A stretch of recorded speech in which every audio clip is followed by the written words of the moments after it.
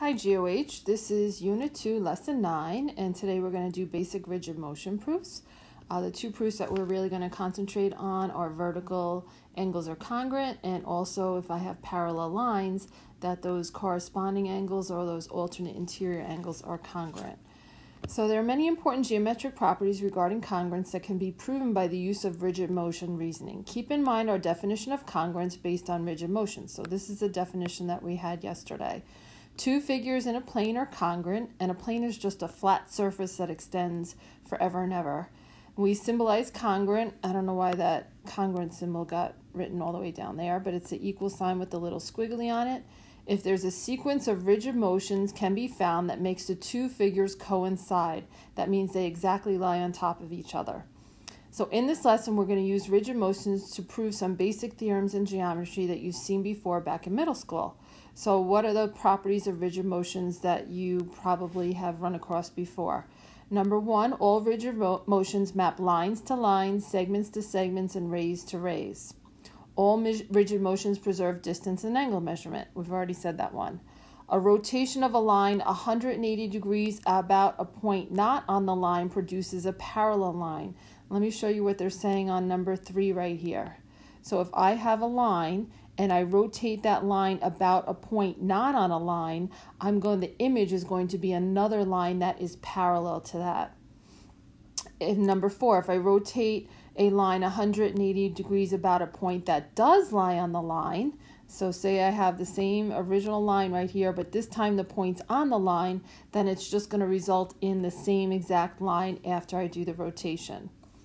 A translation of a line not along the line produces a parallel line. So if I have this line and I translate it like say down and to the right, it's going to be another line, but it will be parallel because remember lines extend forever.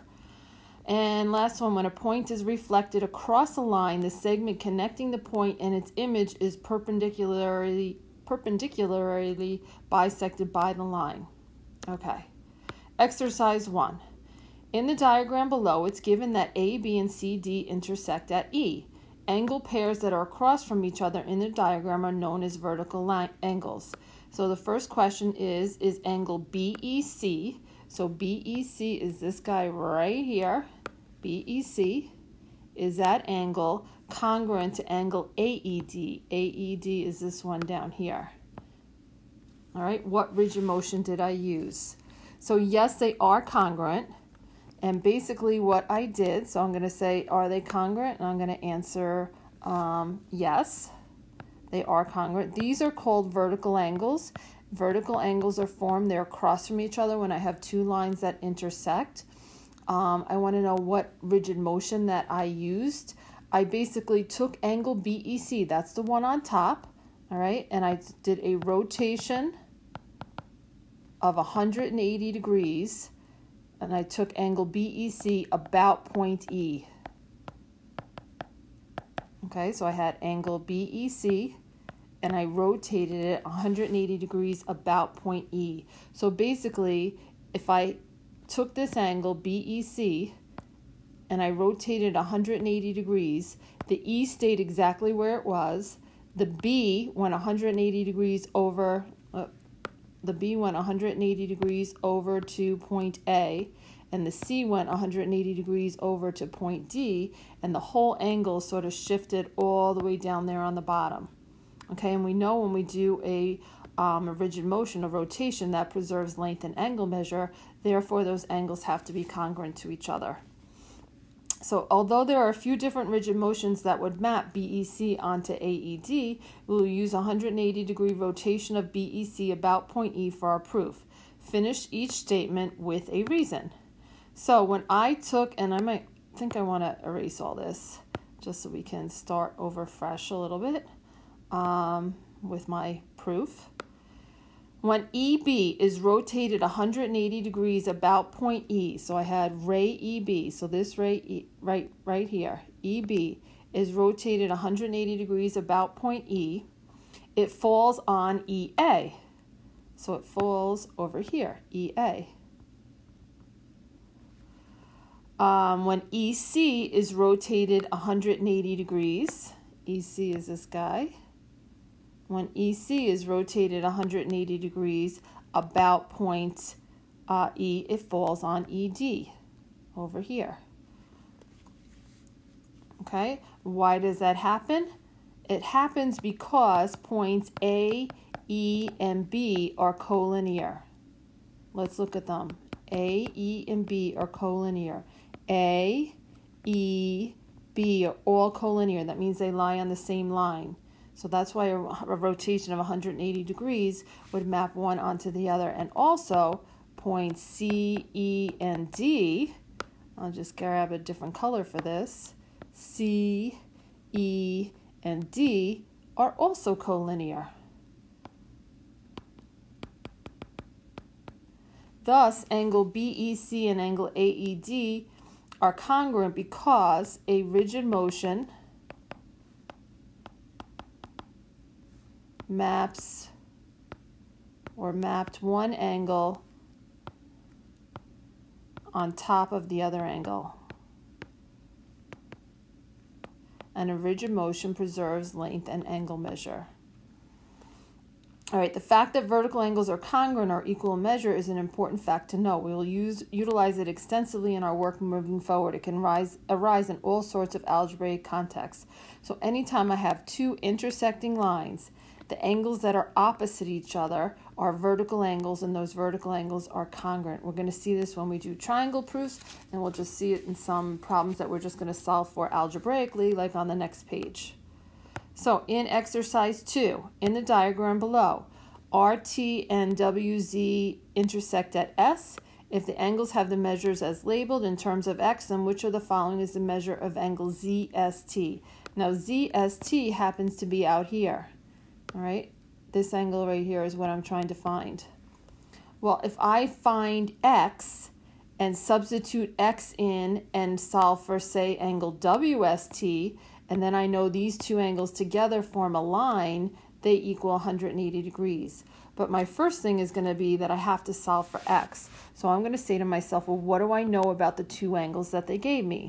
Well, those two angles are vertical angles, and vertical angles are equal to each other. So I'm going to take 6x plus 24 and set it equal to 8x minus 12. I'll subtract the 6x and I'll be left with 2x. I'm going to add the 12 and I have 36. So I get x is 18. Notice that's one of the choices here, but I'm not trying to find x. I'm trying to find angle ZST over here. But now that I know that x is 18, I can take that 18 and I'm going to substitute it in right here. 8 times 18 minus 12. And you'll use a calculator for that. That gives me 132 degrees. And as I said before, this is a line. So these two angles together have to equal 180. So to find ZST, I'm just going to do 180 minus 132, and that gives me 48, okay, which is choice 2. But notice some of those other answer choices that we came up with, the 18, the 132, were other choices that were in the problem. So usually in a multiple choice, those other choices aren't just random numbers or answers you could have gotten by doing something else. We can prove other important geometric properties using rigid motions. The next exercise illustrates important properties of parallel lines cut by a transversal. In the following diagram, this is exercise 3, lines A, B, and CD are parallel. So this line A, B, and CD are parallel to each other and are cut by transversal line M, which intersects A, B, and CD respectively at E and F. Point H is the midpoint of segment EF. All right, so H is the midpoint right here, so this is congruent to this. In the diagram, CFE and BEF are called alternate interior angles. Let me get a maybe orange and do that. CFE is right here in orange. Okay, CFE. And also BEF. So BEF is going this way. So the angles are here and here. Those are called alternate interior angles. And alternate interior angles are congruent to each other. Now we're not going to use tracing paper, but I could if I, traced it. If I had paper that I could trace it, if you do at home, you can try that. You're going to use tracing paper to prove the two angles are congruent. If I took out a protractor and measured those two angles, they are in fact congruent. What rigid motion could you use to prove this? Mark the angles as congruent to each other. So the way I mark them as congruent, I do this little curve mark with a dash through it like that, and this little curve mark with a dash. So that's showing you that those two angles are equal to each other.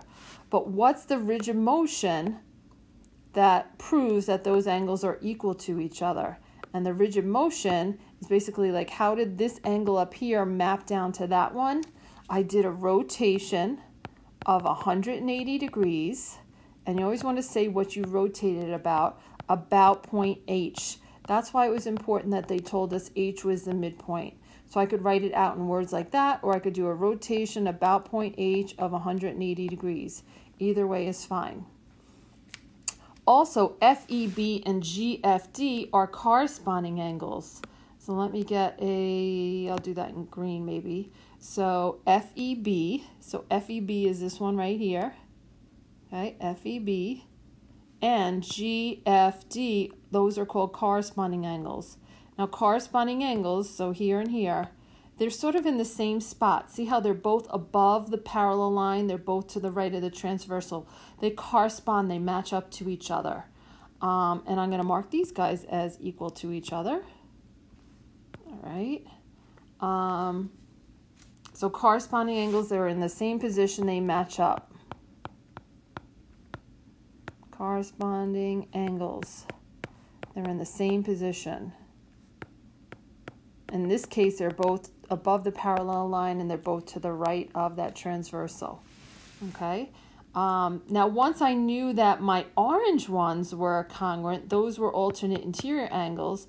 These two up here are vertical angles. Okay, let me put, I don't know, I'll put a yellow dot there. These guys here and here, these are vertical angles.